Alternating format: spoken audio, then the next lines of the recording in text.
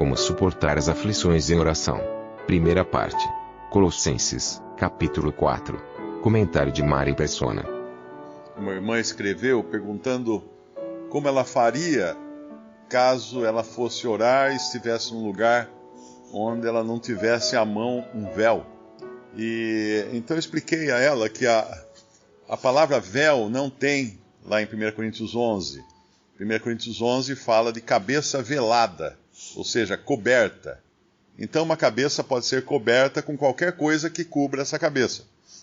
Não necessariamente véu. A tradução nossa traz véu por causa da palavra velada, do verbo velar, que significa esconder. Então ali, na realidade, é que as mulheres tivessem a cabeça escondida por causa dos anjos. Então qualquer coisa poderia servir de véu ou para velar a cabeça. Então muitas vezes uma irmã num restaurante vai dar graças pelo alimento, ela simplesmente põe as mãos sobre a cabeça, ela está velando a cabeça. Ou ela está num outro lugar, tem lá a fralda do bebê, na bolsa, ela põe na cabeça a fralda, ou um lenço, ou qualquer coisa, um chapéu.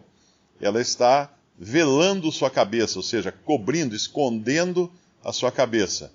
Então, aí vem a questão também, mas e num momento em que uma oração rápida, que eu preciso orar ao Senhor uma oração rápida, como que eu faço, né? Aí vem a questão do motociclista. Um motociclista, mulher, ela vai estar tranquila se um caminhão atravessar na frente da moto e ela pedir para o Senhor ajuda, para o Senhor orar ao Senhor por ajuda para não se acidentar. Mas como faria um motociclista cristão, homem, se o caminhão atravessasse na sua frente? Deveria ele primeiro tirar o capacete? Claro que não, não é?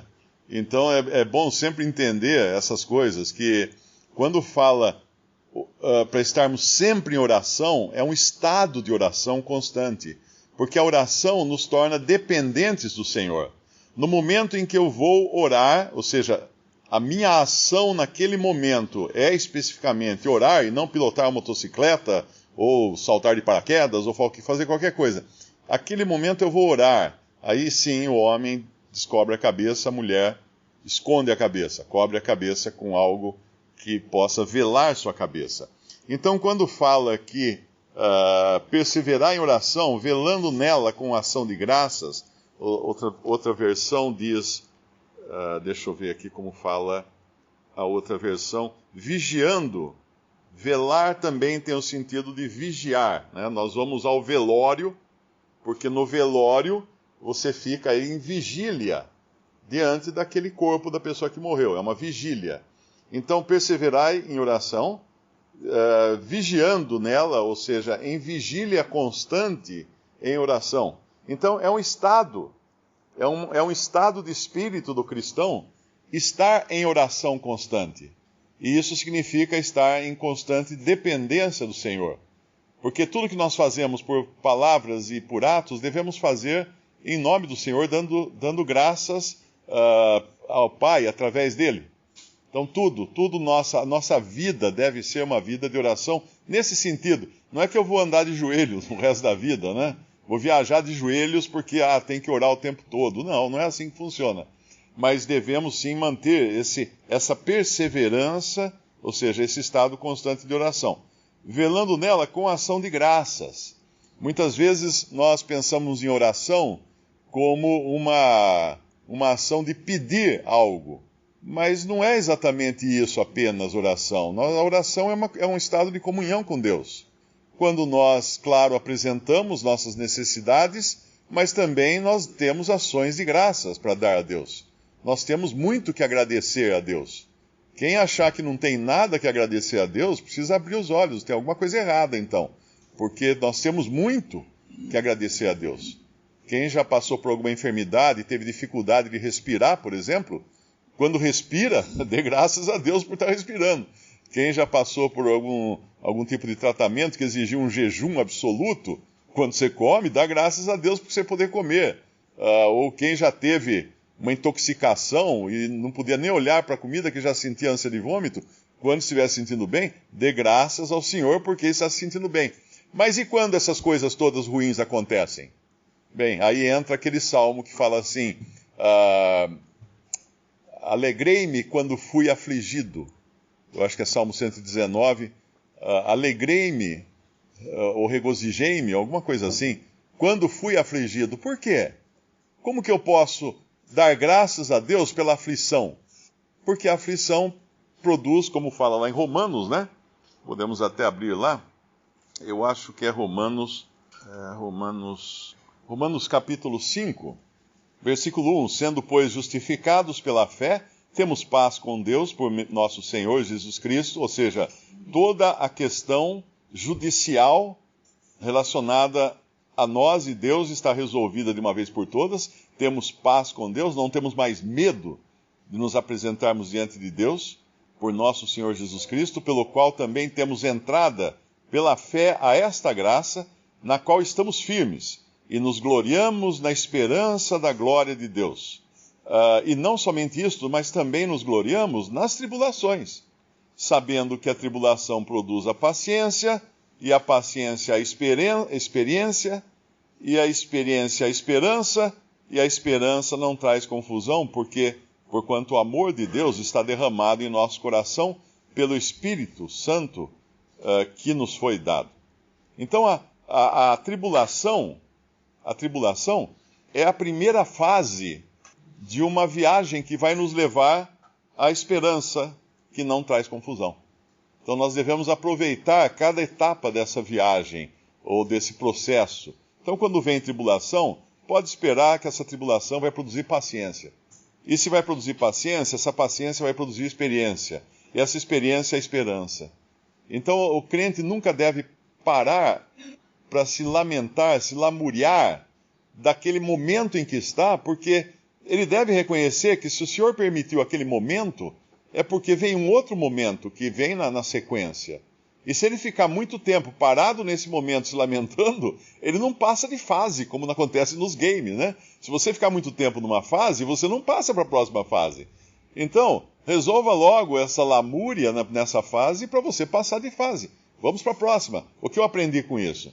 O que eu posso tirar dessa experiência agora que eu tive de tribulação, de angústia, de sofrimento? Então é assim que nós podemos dar graças em tudo, como é falado lá em Colossenses agora, orar com ação de graças. E aí Paulo deixa muito claro que não tem ninguém melhor no sentido da obra do Senhor. Uns dependem dos outros.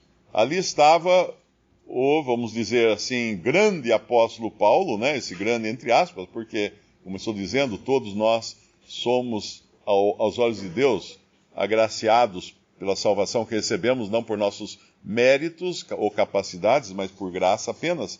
Mas ali está esse Paulo, que nós consideramos ele um grande apóstolo de Deus, pedindo orações. Ora, Paulo, por que você vai pedir oração? Você não pode ir já abrindo portas, né, com a seu poder e autoridade de apóstolo? Não.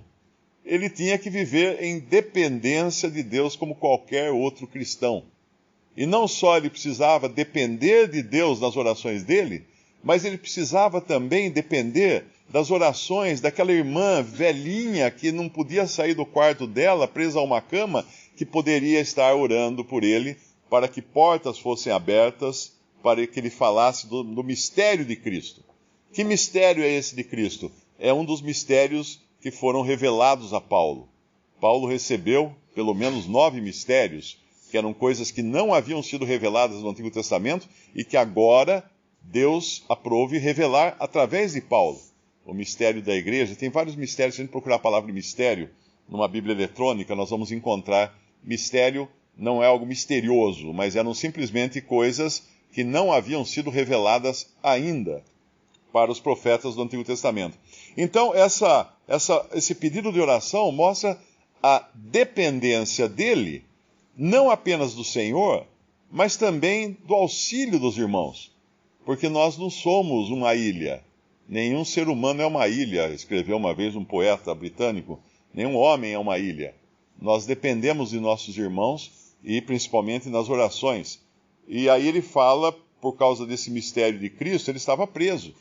E essa prisão de Paulo, bom, ele devia então reclamar, né, da prisão. Puxa, fui preso, agora parou totalmente a minha evangelização. Não, nós vimos em outra carta já, acho que foi em Filipenses, o que ele fazia da prisão. Nós vimos ele mandar saudações para os da casa de César.